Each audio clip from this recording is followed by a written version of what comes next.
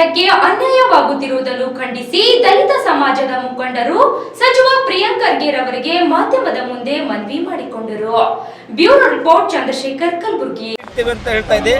ಆದರೆ ಅದೇ ಸರ್ಕಾರ ಇವತ್ತು ಸಂವಿಧಾನದ ತತ್ವವನ್ನು ಗಾಳಿಗೆ ತೂರಿ ಅಂದರೆ ಒಳ ಮೀಸಲಾತಿಯ ಒಂದು ಅಮೆಂಡ್ಮೆಂಟ್ ಅನ್ನೋದಲ್ಲ, ಅದು ರಾಜ್ಯಪಾಲರ ರಿಜೆಕ್ಟ್ ಮಾಡಿದ್ರು ಕೂಡ ಆ ಸರ್ಕಾರದ ಒಂದು ದ್ವಂದ್ವ ಅಥವಾ ಆ ಸರ್ಕಾರದ ಒಂದು ಮಂಡತನದಿಂದ ರಾಜ್ಯದಲ್ಲಿ ಇವತ್ತು ಒಳ ಮೀಸಲಾತಿ ಜಾರಿಯಾಗಿದೆ. ಈ ವರ್ಗೀಕರಣ ABC ಅಂತ ಮಾಡಿದರೆ ನಮಗೆ ಯಾವುದೇ ಸಮುದಾಯಗಳಿಗೆ ನಮಗೆ ವಿರೋಧವಿಲ್ಲ. ಮೀಸಲಾತಿಯ ಯಾರಪ್ಪನ ಆಸ್ತಿನೂ ಅಲ್ಲ, ಅದು ಸಾಮಾಜಿಕವಾಗಿ ಪಡೆಯುವಂಥ ಹಕ್ಕು ಕೂಡ ಆಗಿದೆ. ಆದರೆ ಸೋದರ ಸಮುದಾಯದವರು ಇಲ್ಲ ನಮ್ಗೆ ಅಡ್ಡ ಆಗ್ತಾರೆ ಯಾರಿಗೆ ಅಡ್ಡ ಆಗ್ತಾ ಇಲ್ಲ. ನಾವು ಬಾಬಾ ಸಾಹೇಬರು ಹೇಳಿದ ಪ್ರಕಾರ ನಾವು ಶಿಕ್ಷಣವನ್ನು ಪಡೆದಿದ್ದೀವಿ, ಹುದ್ದೆನೂ ಕೂಡ ಪಡೆದಿದ್ದೀವಿ. ಈ ಮುಂಚೆ ಕೂಡ ನಾವು ಯಾವುದೇ ನಮ್ಮ ಸಮುದಾಯಕ್ಕೆ ಹೆಚ್ಚುವರಿಯಾಗಿ ನಮಗೆ ಮೀಸಲಾತಿ ಕೂಡ ಕೊಟ್ಟಿಲ್ಲ. ಎಲ್ಲರಿಗೆ ಸಮಾನಾಂತರವಾಗಿ ಮೀಸಲಾತಿ ಇತ್ತು. ನಾವು ಶಿಕ್ಷಣ ಪಡೆದಿದ್ದೀವಿ, ಹುದ್ದೆ ಕಟ್ಟಿಸ್ಕೊಂಡಿದ್ದೀವಿ. ನೀವು ಉದ್ಯೋಗ ಮಾಡಿದಿರಿ, ಉದ್ಯೋಗಪತಿಗಳಾಗಿದ್ದೀರಿ. ಇದರಲ್ಲಿ ಏನಿದೆ? ಆದರೂ ಕೂಡ ಒಳ ಮೀಸಲಾತಿ ಜಾರಿಗೆ ಮಾಡಿದ್ರಲ್ಲ, 6 ಮತ್ತು 5% ಮಾಡಿದ್ರಿ. ಆದರೆ 6% ಮಾಡಿದಾಗ ಒಂದೇ ಒಂದು ಹುದ್ದೆ ಇದ್ದಾಗ ಯಾವ ಸಮುದಾಯಕ್ಕೆ ಕೊಡ್ತೀರಿ? ಅಥವಾ 2 ಹುದ್ದೆಗಳಿದ್ದಾಗ 2 ಸಮುದಾಯಕ್ಕೆ ಕೊಟ್ಟರೆ ಇನ್ನೊಂದು ಹುದ್ದೆ ಏನು ಮಾಡ್ತೀರಿ? ಇದು ಭಾಳ ಗೊಂದಲ ಇದೆ. ಸರ್ಕಾರ ಉದ್ದೇಶಪೂರ್ವಕವಾಗಿ ಜಾತಿಗಳ ಮಧ್ಯೆ ಕಲಗಳ ಹಚ್ಚಿ ಇಂಥ ಒಕ್ಕಟ್ಟನ್ನು ಒಡೆಯುವುದು ದುರದೃಷ್ಟಕರವಾಗಿದೆ. ಇದಕ್ಕೆಲ್ಲ ಕಾರಣಗಳತ್ತ ಈ ಸಮುದಾಯಗಳ ಮತಗಳನ್ನು ಪಡೆದುಕೊಂಡು ಬಂದಂಥ ನಾವು ವಿಶೇಷವಾಗಿ ಬಲಗೈ ಸಮುದಾಯಕ್ಕೆ ಅನ್ಯಾಯ ಆಗಿದೆ. ಬಲಗೈ ಸಮುದಾಯದ 13 ಶಾಸಕರಲ್ಲಿ 3 ಶಾಸಕರು ಇವತ್ತು ಕ್ಯಾಬಿನೆಟ್ ದರ್ಜೆ ಸಚಿವರಾಗಿದ್ದಾರೆ. ಆದರೆ ನೀವು ಒಂದು ನೆನಪಿಟ್ಕೋಬೇಕು, ನೀವು ಸರ್ಕಾರದಲ್ಲಿ ಈ ಒಂದು ಏನು ನಿಮ್ಮ ಅಂತಸ್ತು, ಆಸ್ತಿ ಮತ್ತು ಈ ಒಂದು ಅಧಿಕಾರ ಪಡಿಬೇಕಾದ್ರೆ ನಮ್ಮ ಸಮುದಾಯದ ಭಾಳ ಇಂಪಾರ್ಟೆಂಟ್. ನಮ್ಮ ಸಮುದಾಯದ ಹೆಸರಿನ ಮೇಲೆ ನಿಮಗೆ ಒಂದು ನಿಮ್ಮ ಪಕ್ಷದ ಟಿಕೆಟ್ ಕೊಟ್ಟು ನಿಮಗೆ MLA ಮತ್ತು ಹಾಗೂ ಸಚಿವರು ಮಾಡಿದ್ದಾರೆ. ಆದರೆ ಈ ಸರ್ಕಾರದಲ್ಲಿ ಇರುವಂಥ ಕಳೆದ ಚುನಾವಣೆಯಲ್ಲಿ ತಾವೆಲ್ಲೂ ಕೂಡ ಒಕ್ಕಟ್ಟಾಗಿ ಈಗ ನಮ್ಮ ಸಮುದಾಯಕ್ಕೊಂದು ಹೈಜಾಕ್ ಮಾಡಿ, ಇಲ್ಲ BJP ಸರ್ಕಾರ ಸಂವಿಧಾನ ವಿರೋಧಿ ಇದೆ, ಸಂವಿಧಾನದ ನಿಮ್ಮ ತೆಗೆದಾಗ್ತದ, ಅದಕ್ಕೆ ನೀವು ಕಾಂಗ್ರೆಸ್ಗೆ ಬೆಂಬಲಿಸಿ ಅಂತ ಹೇಳಿದಿರಿ. ಅದನ್ನು ಕೇಳಿ ನಮ್ಮ ಜನ ಇವತ್ತು 99% ಜನ ನಿಮ್ಗೆ ಓಟ್ ಹಾಕಿದ್ದಾರೆ. ಆದರೆ ತಾವೇನು ಮಾಡ್ತಾಯಿದ್ದೀರಿ? ಇವತ್ತು ಯಾವ ಸಮುದಾಯನ ನಿಮಗೆ ಇವತ್ತು ದಿನ ಒಂದು ಅಧಿಕಾರ ಕೊಟ್ಟದು, ಆ ಸಮುದಾಯಕ್ಕೆ ಬೆನ್ನಿಗೆ ಚುರುವಂಥ ಕೆಲಸ ಮಾಡಿದ್ರಿ. ಸಿದ್ದರಾಮಯ್ಯ ಅವರಿಗೆ ನಾವು ಒಂದೇ ಮಾತು ಹೇಳ್ತೀವಿ, ನೋಡಿರಿ ನೀವು ಪದೇ ದಲಿತ CM ಅಂತ ಹೇಳ್ಕೊತಿದ್ದಿರಲ್ಲ. ಆದರೆ ಉದ್ದೇಶ ಬೇರೆ. ಕೇವಲ ಬಾಯಿಯಲ್ಲಿ ಮಾತ್ರ ನಾವು ದಲಿತ CM ಅಂದ್ಕೊಂಡು ಒಳಗೆ ಪೂರ ನಿಮ್ಗೆ ನೀವೇನು ನಮ್ಮ ಸಮುದಾಯಕ್ಕೆ ಒಂದು ಅನ್ಯಾಯ ಮಾಡೋ ದೂರದೃಷ್ಟಿ ಇದೆಯಲ್ಲ, ಅದನ್ನು ಮೊದಲು ಬಿಟ್ಬಿಡ್ಬೇಕು.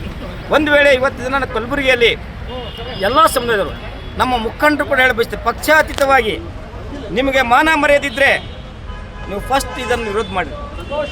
ನೀವು ಯಾವುದೇ ಮೇಯರ್ ಆಗಿರ್ಬೋದು, ಕಾರ್ಪೊರೇಟರ್ ಆಗಿರ್ಬೋದು, ಜಿಲ್ಲಾ ಪಂಚಾಯತ್ ಸದಸ್ಯರಾಗಿರ್ಬೋದು, ತಾಲೂಕು ಪಂಚಾಯತಿ ಮೆಂಬರ್ ಆಗಿರ್ಬೋದು, ಅಥವಾ ಗ್ರಾಮ ಪಂಚಾಯತಿ ಮೆಂಬರ್ ಆಗಿರ್ಬೋದು, MLA MP ಆಗಿರ್ಬೋದು, ಈ ಸಮುದಾಯದಿಂದ ನೀವು ಮಾತ್ರ ನಿಮ್ಗೆ ಗುರುತಿಸ್ಯದ. ನೀವು ಸಮುದಾಯವನ್ನು ಅನ್ಯಾಯ ಆದರೂ ಕೂಡ ಕಣ್ಣಿದ್ರು ಕೂಡ್ರಂಗೆ ಕೂಡ್ತಿರಲ್ಲ, ಇದು ನಿಮ್ಮ ಹಿಡಿತನ ಅದ. ಅದಕ್ಕೆ ಈಗಾದರೂ ಕೂಡ ನೀವು ಎಚ್ಚೆತ್ತುಕೊಂಡು ನಿಮ್ಮ ಸಮುದಾಯಕ್ಕೆ ಅನ್ಯಾಯ ಮಾಡಿದ್ರೆ ನಿಮ್ಮ ಹೆತ್ತ ತಾಯಿಗೆ ಅನ್ಯಾಯ ಮಾಡಿದಂಗೆ ಆಗ್ತದೆ.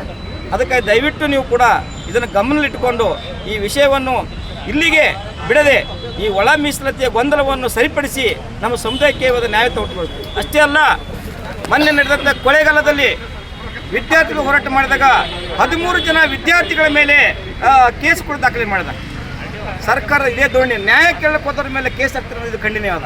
ಆ ವಿದ್ಯಾರ್ಥಿಗಳ ಮೇಲಿರುವಂಥ ಕೇಸ್ ಕೂಡ ಸರ್ಕಾರ ಕೂಡಲೇ ವಾಪಸ್ ತಗೋಬೇಕು. ಇಲ್ಲ ಒಂದು ವೇಳೆ ಅದಕ್ಕೂ ಕೂಡ ಒಂದು ಹೋರಾಟ ಮಾಡೋದಕ್ಕೆ ಅನಿವಾರ್ಯತೆ ಕೂಡ ಆಗಿದೆ. ರಾಜ್ಯಾದ್ಯಂತ ಇರುವಂಥ ನಮ್ಮ ಸುಮಾರು 60 ಲಕ್ಷ ಜನ ನಮ್ಮ ಸಮುದಾಯದ ಜನ ಬೀದಿಗಿದ್ರೆ ನಿಮ್ಮ ಸರ್ಕಾರ ಗತಿ ಏನಂತ ಎಂಬುದನ್ನು ನೆನಪಿಸ್ಕೊಳ್ಳಿ. ದಿನದಲ್ಲಿ ರಾಜ್ಯಾದ್ಯಂತ ಒಂದು ಉಗ್ರದ ಹೋರಾಟ ಮಾಡಲು ನಾವು ಸಿದ್ಧರಿದೆ ಅಂತ ಹೇಳ್ತಾ ನನ್ನ 2 ಮಾತು ಮುಗಿಸ್ತೇನೆ. ಜೈ ಭೀಮ್, ಜೈ ಕರ್ನಾಟಕ. ನನ್ನ ಹೆಸರು ಮಹಾದೇವ ಮೊಗ, ಕರ್ನಾಟಕ ಚಲೋದಿ ಮಹಾಸಭಾದ ಜಿಲ್ಲಾಧ್ಯಕ್ಷ. ಸರ್ವೋಚ್ಚ ನ್ಯಾಯಾಲಯದ ಆದೇಶದಂತೆ ಯಾವುದೇ ರಾಜ್ಯಗಳಲ್ಲಿ ಪರಿಶಿಷ್ಟ ಜಾತಿಗೆ ಸೇರಿದಂಥ ಜನರಿಗೆ ಒಳ ಮೀಸಲಾತಿ ಕೊಡುವಲ್ಲಿ ಅವ್ರದ್ದು ಕೆಲವೊಂದು ಕಟ್ಟಪ್ಪಣೆಗಳಿದ್ದಾವೆ.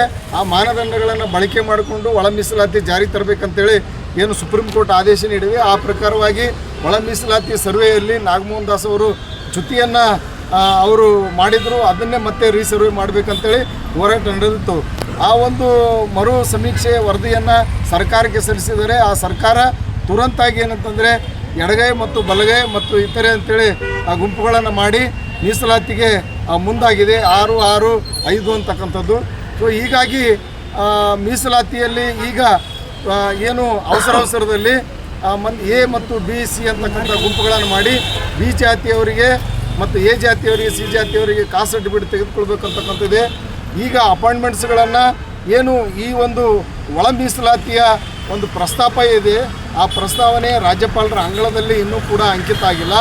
ಮತ್ತು ಏನು ಈ ಗೆಜೆಟ್ ನೋಟಿಫಿಕೇಷನ್ ಹೊರಡಿಸಿ ಎಲ್ಲ ಇಲಾಖೆಗಳಲ್ಲಿ ಕೂಡ ಏನು ನೇಮಕಾತಿ ಪ್ರಕ್ರಿಯೆಯನ್ನು ಪ್ರಾರಂಭ ಮಾಡಿದ್ದಾರೆ. ಮತ್ತು ಜೊತೆಗೆ ಜಾತಿ ಪ್ರಮಾಣಪತ್ರ ಪಡೆಯುವಂತೆ ಬಿ ಪ್ರಮಾಣಪತ್ರ ಪಡೆಯುವಂತೇಳಿ ಆದೇಶ ಮಾಡಿದ್ದಾರೆ. ಈ ಆದೇಶವನ್ನು ವಾಪಸ್ ತೆಗೆದುಕೊಳ್ಬೇಕು. ರೋಸ್ಟರ್ ಬಿಂದು ಇಲ್ಲದೇ ನಮ್ಮ ಬಲಗೈ ಸಮುದಾಯ ಅಂದರೆ ವಲಯ ಸಮುದಾಯಕ್ಕೆ ಇಲ್ಲಿ ಭಾಳಷ್ಟು ಅನ್ಯಾಯವಾಗ್ತದೆ. ಆ ಕಾರಣಕ್ಕಾಗಿ ಇವತ್ತು ಗುಲ್ಬರ್ಗ ಜಿಲ್ಲಾಧಿಕಾರಿಗಳ ಕಚೇರಿ ಎದುರುಗಡೆ ನಾವು ಒಂದು ಪ್ರತಿಭಟನೆಯನ್ನು ಮಾಡಿ ಇರ್ತಕ್ಕಂಥ ಉಸ್ತುವಾರಿ ಸಚಿವರಿಗೆ ಮನವಿ ಪತ್ರವನ್ನು ಸಲ್ಲಿಸಿದ್ದೀವಿ. ಒಟ್ಟಾರೆ ಹೇಳ್ಬೇಕಂದ್ರೆ 13 ಬಲಗೈ ಶಾಸಕರಿದ್ದಾರೆ, ಒಬ್ಬ ಕೊಳ್ಳೇಗಾಲ ಶಾಸಕರು ವಿರೋಧವನ್ನು ಮಾಡಿದ್ದಾರೆ, ಮತ್ತು ಏನು ಧಾರವಾಡ ಶಾಸಕರಿದ್ದಾರೆ ಅವರು ಕೂಡ ವಿರೋಧ ಮಾಡಿದ್ದಾರೆ. ಮತ್ತು ನಮ್ಮ ಶಾಸಕರು, ನಮ್ಮ ಜಿಲ್ಲಾ ಉಸ್ತುವಾರಿ ಸಚಿವರು ಯಾವುದೇ ರೀತಿಯಿಂದ ಮಾತಾಡಿಲ್ಲ ಅಂತಕ್ಕಂಥ ಉದ್ದೇಶದಿಂದ ಈ ಬಗ್ಗೆ ಅನ್ಯಾಯವನ್ನು ಸರಿಪಡಿಸಲಿಕ್ಕೆ ಮಾನ್ಯ ಮುಖ್ಯಮಂತ್ರಿಗಳಲ್ಲಿ ಮನವಿ ಮಾಡಿಕೊಂಡು ಅನ್ಯಾಯವನ್ನು ಸರಿಪಡಿಸಬೇಕಂತೇಳಿ ಈ ಒಂದು ಸಂದರ್ಭದಲ್ಲಿ ನಾನು ಹೇಳಬಯಸ್ತಾ ಇದ್ದೇನೆ. ಛಲವಾದಿ ಬಲಗೈ ಮತ್ತು ಹಳೆಯ ಸಮುದಾಯದ ಮುಖಂಡರ ವತಿಯಿಂದ ಕಲಬುರಗಿ ನಗರದಲ್ಲಿ ಬೃಹತ್ ಪ್ರತಿಭಟನೆ ಹಮ್ಮಿಕೊಳ್ಳೋದ್ರ ಮೂಲಕ ಸರ್ಕಾರಕ್ಕೆ ಏನು ಬಲಗೈ ಸಮುದಾಯಕ್ಕೆ ವಲಯ ಸಮುದಾಯಕ್ಕೆ ಅನ್ಯಾಯ ಆಗ್ತಾ ಇದೆ, ಆ ಅನ್ಯಾಯವನ್ನು ಸರಿಪಡಿಸಬೇಕು, ನ್ಯಾಯವನ್ನು ಕೊಡಬೇಕು ಅಂತಕ್ಕಂಥ ಉದ್ದೇಶ ಇಟ್ಕೊಂಡು ಇವತ್ತು ಹೋರಾಟ ಮಾಡಿರ್ತಕ್ಕಂಥದ್ದು. ಇವತ್ತು ನಾವು ವಲಯ ಸಮುದಾಯದವರು ಯಾವುದೇ ಜಾತಿ ಯಾವುದೇ ಗುಂಪಿನ ವಿರೋಧಿಗಳಲ್ಲ. ಇವತ್ತು ಕೆಲವರು ವಾದ ಮಾಡ್ತಾ ಇದ್ದಾರೆ, ಅವರು ಭಾಳ ತೊಗೊಂಡಿದ್ದಾರೆ, ಇವಾಗ ನಮಗೆ ಅವಕಾಶ ಕೊಡ್ಬೇಕಂತೇಳಿ. ನಿಮ್ಗೆ ಯಾರು ತೊಗೊಳಕ್ಕೆ ಬೇಡ ಅಂತ ಹೇಳಿದಿಲ್ಲ, ನಿಮ್ಗೆ ಯಾರು ಓದಬೇಡ ಅಂತ ಹೇಳಿದಿಲ್ಲ. ಎಲ್ರಿಗೆ ಸಮಾನ ಅವಕಾಶ ಇತ್ತು ಓದ್ಲಿಕ್ಕೆ, ಅವಕಾಶಗಳು ಪಡ್ಕೊಳ್ಳೋಕ್ಕೆ. ಆದರೆ ನೀವು ಓದಿಲ್ಲ, ಮುಂದೆ ಬಂದಿಲ್ಲ, ಅವಕಾಶಗಳು ಪಡ್ಕೊಂಡಿಲ್ಲ, ಅದು ನಿಮ್ಮ ತಪ್ಪು. ಆದರೂ ಅದೇ ನಿಟ್ಟಿನಲ್ಲಿ ನಾವೇನು ಭಾಳ ಮುಂದುವರೆದಿಲ್ಲ. ನಮ್ಮ ಪರಿಸ್ಥಿತಿ ನಿಮ್ಮ ಪರಿಸ್ಥಿತಿ ಒಂದೇ ಅದ.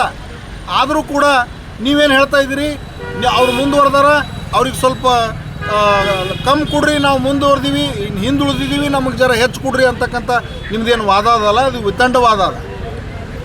ನಾವು ಹೇಳಬೇಕಾಗ್ತದೆ, ನಾವು ವಿರೋಧಿಗಳು ಅಲ್ಲಂದ್ರೂ ನಮ್ಮ ಹಕ್ಕಿನ ಪ್ರಶ್ನೆ ಬಂದಾಗ, ನಮ್ಮ ಪಾಲಿನ ಪ್ರಶ್ನೆ ಬಂದಾಗ ನಮ್ಮ ಪಾಲು ನಮಗೆ ಸಿಗಲೇಬೇಕು. ಬೇರೆ ಯಾರ್ದು ನಾವು ಕಿತ್ಕೊಂಡಿಲ್ಲ. ನಾವು ಓದಿದ್ದೀವಿ, ನಾವು ಮುಂದೆ ಬಂದಿದ್ದೀವಿ. Because of doctor Baba Saheb Ambedkar ನಾವು ವಿದ್ಯಾವಂತರಾಗಿರ್ಬೋದು, ಕೆಲವು ಹುದ್ದೆಗಳು ಪಡ್ಕೊಂಡಿರ್ಬೋದು. ಅದು ನಮ್ಮ ತಪ್ಪಲ್ಲ. ಓದದೇ ಇರೋದು, ಮುಂದೆ ಬರದೇ ಇರೋದು ನಿಮ್ಮ ತಪ್ಪು. ಈಗ ವಲಯ ಸಮುದಾಯದಲ್ಲೂ ಬಹುಸಂಖ್ಯಾತರು ಓದಿಲ್ಲ, ಅವಿದ್ಯಾವಂತರ, ಯಾವ್ಯಾವುದೋ ಕಾರಣಕ್ಕೆ ಶಾಲೆಗೆ ಹೋಗಿಲ್ಲ, ಅವ್ರು ಹಿಂದಾರ. ಅದಕ್ಕೆ ಓದ್ದವ್ರ ಕಾರಣ ಅಥವಾ ಈಗ ಹುದ್ದೆಯಲ್ಲಿ ಇರ್ತಕ್ಕಂಥವ್ರ ಕಾರಣ. ಅದಕ್ಕೆ ದಯಮಾಡಿ ಈ ವಿಷಯದಲ್ಲಿ ಮಾನ್ಯ ಏನು ವಲಯ ಸಂಬಂಧಿತ ಮಂತ್ರಿಗಳಿದ್ದಾರೆ, ಪ್ರಿಯಾಂಕ್ ಖರ್ಗೆ ಅವರಾಗಿರ್ಬೋದು, ಡಾಕ್ಟರ್ SC ಮಾದೇವಪ್ಪರು ಆಗಿರ್ಬೋದು, ಡಾಕ್ಟರ್ G ಪರಮೇಶ್ವರಪ್ಪ ಅವರು, ಅನೇಕ ನಮ್ಮ ಜನ ಶಾಸಕರಿದ್ದಾರೆ. ಅವರೆಲ್ಲ ಒಕ್ಕೂರಿನಿಂದ ಸಮಾಜದ ಹಿತ ಬಂದಾಗ, ಸಮಾಜದ ಪ್ರಶ್ನೆ ಬಂದಾಗ ಎಲ್ಲರೂ ಸಮಾಜದ ಪರವಾಗಿ ನಿಲ್ಲಬೇಕು. ಇಲ್ಲದೆ ಹೋದರೆ ಈ ಚಳವಳಿ ಉಗ್ರ ಸ್ವರೂಪ ತಾಳ್ತದ. ಇವತ್ತು DC ಆಫೀಸ್ ಮುಂದೆ ಮಾಡೀವಿ, ನಾಳೆಗೆ ನೀವು ಎಷ್ಟೇ ವಿರೋಧ ವ್ಯಕ್ತಪಡಿಸಿದ್ರು ನಿಮ್ಮ ಮನೆ ಮುಂದೆ ಮಾಡಬೇಕಾಗ್ತದ ಅಂತಕ್ಕಂಥ ಎಚ್ಚರಿಕೆಯನ್ನು ಕೊಡ್ತಾ ಇದ್ದೀವಿ. ಮೀಸಲಾತಿ ಸಲುವಾಗಿ ನಮ್ಮ ಜನರೆಲ್ಲ ಎಲ್ಲ ಬಡಾವಣೆ ಎಲ್ಲ ಕಡೆ ಬಂದು ಸೇರಿದ್ರಿ, ತಮ್ಮೆಲ್ಲರೂ ಧನ್ಯವಾದ ಹೇಳ್ತೇನೆ. ಈ ಪತ್ರಿಕೆ ಮುಖಾಂತರ ಒಂದು ನಮ್ಮ ಪ್ರಿಯಾಂಕ್ ಸಾಹೇಬ್ರಿಗೆ ಒಂದು ಮನವಿ ಇದೆ. ಈಗಾಗಲೇ ತಾವು ಸುಧಾರಿಸ್ಕೋರಿ. ಯಾಕಪ್ಪ ಅಂತಂದ್ರೆ ನೀವೆಲ್ಲ ಇಶ್ಯೂ ಸದನದಲ್ಲಿ ಏನು ಮಾತಾಡ್ತೀರಿ ಅಂದ್ರೆ ಎಲ್ಲ ನಮ್ಮ ರಾಜ್ಯಕ್ಕೆ ಬೇಕಾಗಿ ಎಲ್ಲ ಇಶ್ಯೂ ಮಾತಾಡ್ತೀರಿ. ನೀವು ಯಾವಾಗ ಮಾತಾಡ್ತೀರಿ ವಿಧಾನಸೌಧದಲ್ಲಿ ಹೊರಗಾಲಿ ಸಂವಿಧಾನ ಬುಕ್ ಹಿಡ್ಕೊಂಡು ಹೋರಾಟ ಮಾಡ್ತೀರಿ. ನಮ್ಮ ಸಲುವಾಗಿ ಯಾಕೆ ಹೋರಾಟ ಮಾಡ್ತಾ ಇರ್ತಾವೆ? ಒಂದು ವೇಳೆ ಮುಂಬರೋ ದಿನಗಳಲ್ಲಿ ಏನಾದರೂ ಈ ಹೋರಾಟ ಸಲುವಾಗಿ ತಾವು ಈ ಒಳ ಮೀಸಲಾತಿ ಏನಾದರೂ ಮುಂದೆ ಜಾರಿಗೆ ಹಿಂಗೆ ಬಂತಪ್ಪ ಅಂದರೆ ತಮ್ಮ ಅಲ್ಲಾಡ್ತಾ ಅಂತೇಳಿ ಸಮುದಾಯದವರು ಹೇಳ್ತಾ ಇದ್ದಾರೆ. ದಯವಿಟ್ಟು ಈಗಾಗಲೇ ತಾವು ಮುನ್ಸೂಚನೆ ಕೊಡ್ತಾ ಇದ್ದೇವೆ, ಮುಂಬರೋ ದಿನ ಇದಕ್ಕಿಂತ ಒಂದು ಉಗ್ರವಾದ ಹೋರಾಟ ಮಾಡ್ತಾ ಅಂತ ಈ ಸಂದರ್ಭದಲ್ಲಿ ಹೇಳ್ತೀನಿ. ತಾವು ಈಗಾಗಲೇ ತಾವು ಎಲ್ಲ ಇಶ್ಯೂಸ್ ಮಾತಾಡ್ತೀರಿ, ರಾಜ್ಯದ ಎಲ್ಲ ನಿಮ್ಗೆ ಸಂಬಂಧ ಇಲ್ಲ ಅಂತ ಮಾತಾಡ್ತೀರಿ, ಎಲ್ಲನೂ ಮಾತಾಡ್ತೀರಿ. ನಿಮ್ಮ ಜನರಿಗೆ ಏನು ನ್ಯಾಯ ಅಲ್ಲ ಅಂತ, ಏನು ಸುದ್ದಿ ಏನಿಲ್ಲ ತಾವು ಯಾಕೆ ಕಡೆ ಮುಚ್ಕೊಂಡು ಕೂತೀರಿ? ಸರ್ ಸಚಿವರೇ, ದಯವಿಟ್ಟು ಈ ಪತ್ರಿಕಾ ಮುಖಾಂತರ ಹೇಳ್ತೀನಿ, ಮುಂಬರೋ ದಿನಗಳಲ್ಲಿ ತಾವೆಲ್ಲ ಒಳ್ಳೆ ರೀತಿಯಾಗಿ ವರ್ತನೆ ಮಾಡಿರಿ. ಯಾಕಂದ್ರೆ ನಮ್ಮ ಜನರಿಗೆ ಅಂತಂದ್ರೆ ನೀವು ಬರೀ ಓಟ್ ಹಾಕೋಸಲ್ಲ ಕಟ್ಟೆ ಇಟ್ಕೊಂಡ್ರಿ, ನೀವು ಓಟ್ ಹಾಕೋಸಲ್ಲ ಇಟ್ಕೊಂಡ್ರಿ. ಯಾವುದೇ ರೀತಿ ಅಂತ ಎಲ್ಲೂ ನಮ್ಮ ಜನರಿಗೆ ಒಂದೇ ಒಂದು ಹೆಲ್ಪ್ ಮಾಡಿದ್ರು ಅದನ್ನು ನೋಡಿಲ್ಲ.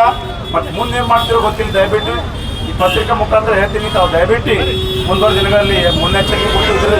ಒಂದು ವೇಳೆ ಒಂದು ವಾರದಲ್ಲಿ ಇದು ಏನಾದರೂ ಸರಿಪಡಿಸಲಿಲ್ಲಪ್ಪ ಅಂತಂದ್ರೆ ಮುಂದೆ ಬರೋ ದಿನಗಳಲ್ಲಿ ಉಗ್ರವಾದ ಹೋರಾಟ ಮಾಡ್ತಿರ್ತಾರೆ ಸಂದರ್ಭದಲ್ಲಿ